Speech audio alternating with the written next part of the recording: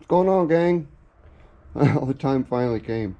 Years and years and years and years ago, I picked up a couple of these higher end Harbor Freight compressors. Let's see here, so we can get the item number here. Should be on the other side, maybe. Item number 96068, 12 volt air compressor. Yeah, I mean, they did great, and they still do great. But now that I've got a 2500 truck that has tires that require 60 plus psi pressure, no bueno. It takes that thing forever, and it gets hot, and I have to shut it down. I have to wait, and I have to air it up again. Same thing with the trailer tires for the big 18-foot enclosed and 24-foot enclosed.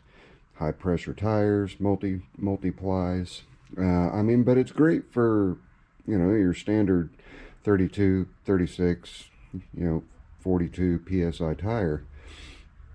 Just not so great for the higher pressure tires. I mean, even though it'll get there, I mean, it's showing it goes up to 100 psi, but you have to let it cool for 30 minutes after continual running for a little while. So yeah, but it's still viable, just not for heavy duty vehicles. So you get to looking around and you think there's got to be something that can handle it. Well, there is, and I got it right here in the bag, and we're going to pull it out here. Let's get the owner's manual out. You guys see the top of it here. Also, yes, it's orange. They come in orange and red. I was like, I got to get the orange. Connects directly to the battery instead of going through the cigarette lighter, so has heavier cables, heavier gauge cables. The operating instructions are pretty straightforward. It's an air compressor, but there's the name, and I don't want to brutalize the name. Gobege, Gobege.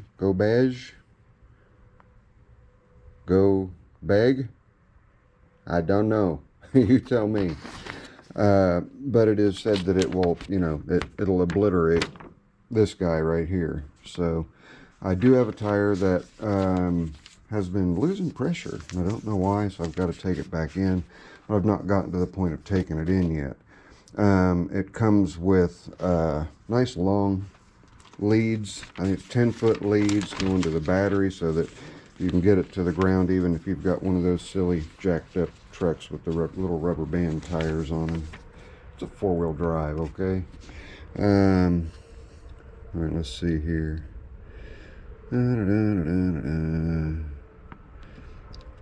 All right, heat resistant, minimum 200 psi rated working pressure extension hose. Do not use aftermarket hoses with less than 200 psi working pressure. So this hose, it is a braided hose, but I did read where some guys have had some issues with them.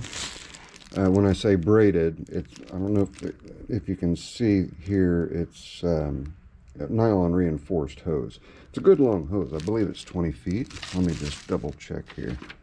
I'm going to give you two type of connections. We don't have, I may have to pull it up online to give you guys the exact length, but I believe it's a 20-foot hose with 10-foot electrical leads. So let's pull it out of the bag. It comes with your typical variety of, attachments for blowing stuff up, basketballs, soccer balls, or football balls, so on and so forth. This has got them too. And looking at it, it appears as though it has a very similar connector to this one. So just real quick, here's that connector. Let's see if that connector just goes right on there. Yep. So same connector. So if I wanted to, I could retain the coil hose or put the coil hose with this, and then give myself another 20 feet as the 20-foot coil hose. So may go that route. Or I also noticed that a number of people, that if you do end up having a problem with that hose, let's get this one out of the way. If you do end up having a problem with that hose there, you can pick up this little guy right here. Get it out of the bag and show it to you. Right there. And that is an adapter. And that adapter is a MPT 1/4 inch female inlet, alright? And then a metric M12X1, or yeah, just M12X1. M12X1. The one is the threads. This is the little guy you use. I went ahead and picked it up just in case. That way I've got it with me in the event that it fails, and I'll also go ahead and throw a couple of other fittings in, some of my Wilton fittings for switching it over, switching the hose over. But we can see here we have a gauge, and let's get that plastic off the gauge. Okay, and this gauge goes up to 250 psi. All right, and then you'll notice it has one attachment there and then another attachment here. This would just be the excuse me, the stick it on and clamp it down type. Stick it on the valve and clamp it down. And then this end here is just your regular screw on type. Just screw it in and go. So we're going to take it out to Ruby. I'll show you guys hooking it up. Hookup's easy. Positive to positive, negative to negative. Make sure your power's off on it. Then we're going to see what the pressure is in the tire, and then we'll see how long it takes to pump it up. So let me get things set up out there. Hang on. Oh, I guess you want to see the whole thing, don't you? Right, let me get the cord out here. Go ahead and pull the whole thing out of the bag. It is weighty, unless they just threw a bunch of lead weight in there. It's got some real decent weight to it. Much bigger pump head, all cast aluminum. Nice vented motor housing here. Let's see what we say here. Our max air pressure 150.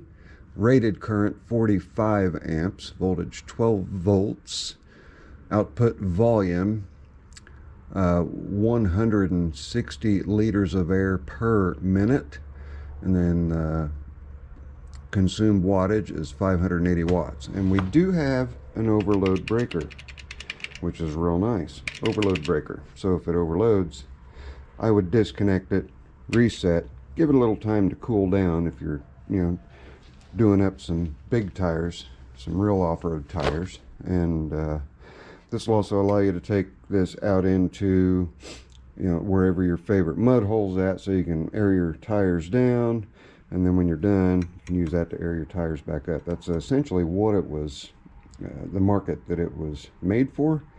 But it also works really good for large heavy-duty tires. You can fill semi tires with it, big tractor tires.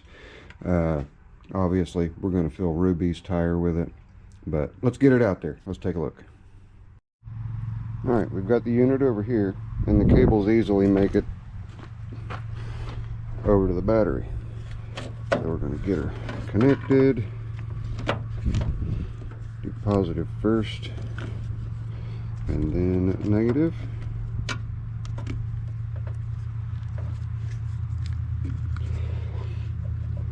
And there's just, let's split that down a little bit. There's just enough room. Suppose you can go this way, so that you've got enough room there. Okay, let me get things set up, and we'll check the pressure, and then we'll power that sucker on, see how long it takes to air up that tire. Alright, here we go. This is the gauge that I had in Sylvester. This gauge only goes up to 60. No bueno. So I pulled out the big AccuGauge that goes up to 160. The max cold pressure on these tires is 80 psi. That little pump did not like trying to get these even up to 60 psi, so we're going to see how this one does. But first we're going to check the pressure. First thing we'll do, we'll use the one that only goes up to 60 and see where it puts us. Alright, it's got us at about 54, so we don't have very far to go. You see that? There we are. We'll go ahead and take it up. Yeah, we'll take it to 65, and then I'll go around the rest of the tires and fill those up off camera up to 65. Just makes a little softer ride. I put the recommended pressure in when I get to when I've got a heavy load on the trailer. See if we can get this turned around a little bit so we can see the gauge. Alright, I would not go by the gauge. We can see right there, this gauge is saying that there's 40 psi on it. So let me disconnect that and check with the AccuGauge, which we did not do. Okay, this matches up with the other gauge, so just make sure you have another gauge to go by, because this one is not judging correctly. At least mine is not. So here we go. And it may be because of the pressure in the line itself is causing a little bit of an issue. But well, now it's reading closer to 50. Don't know why it was different. Let's fire up. And I've got a decibel meter on my watch. I'm going to pull that up right now.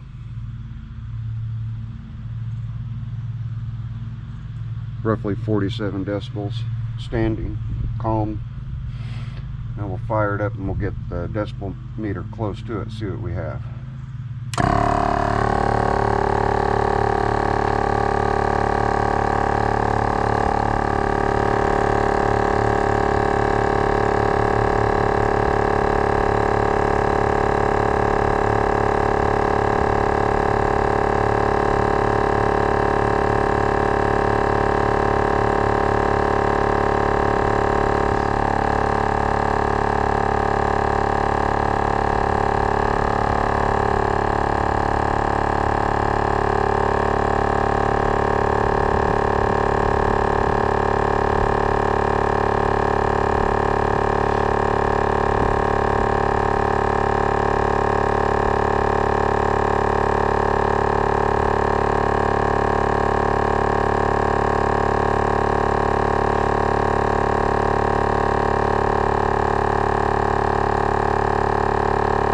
As soon as it shuts off, I'll tell you what the decibels are with my watch pointed right at it. But just a little distance away, roughly 84 gigabytes, or 84 decibels.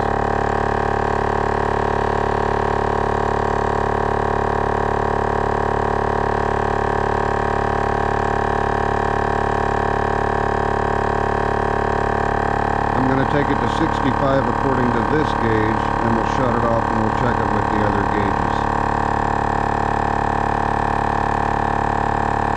We're getting close.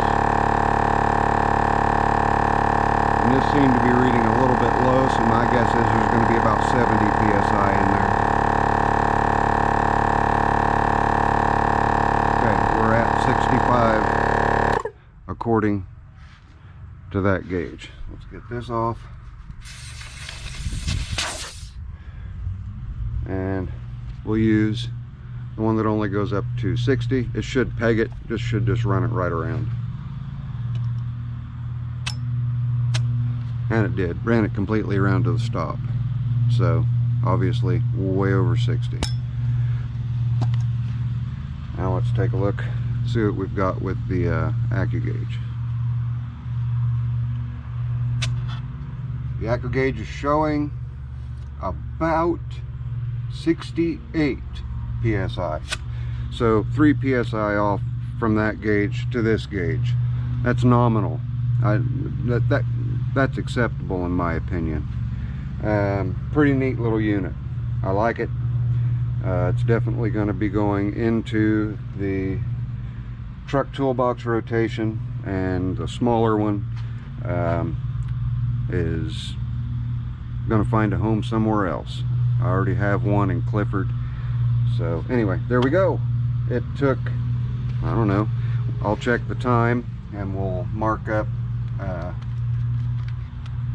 how long it took to get it from the roughly 45 to 50 psi up to 68 psi, or you guys can just sit there and watch it and time it yourself. But there we go. Heavy duty air compressor, heavy duty off-road air compressor. I'll leave a link in case you guys want to grab yourselves one, and I'll also leave a link to the replacement fitting, so you can go to 1/4-20 and a standard coupler. Hope you guys enjoyed it. I'm glad I got it, because now I can get my tires up to pressure, and it really didn't take all that long. It didn't take as long as I thought it would, so seems to be doing okay. Do we want to take a temperature of the head? Oh, it didn't even start to get warm. Let me grab the laser thermometer. We'll check the temperature. All right, no, I don't have the sun on anything here, so I'm going to shoot the tire, see what it is. Tire's showing 68 degrees. Let's see what this shows. 86 degrees. Barely even had a chance to get itself warmed up. So my guess is that's going to stay a lot cooler than any of those smaller compressors, especially on larger tires. So that's it. That's your friendly neighborhood Zippo. This will get a long-term review on down the road. We'll let you know how the hose holds out, because I'm just going to use that hose till it decides it's going to fail. But always double check your pressures with another gauge, just to make sure you're consistent. Friendly neighborhood Zippo. Promise you guys, I'll see you when I see you. Later. I'm out of here.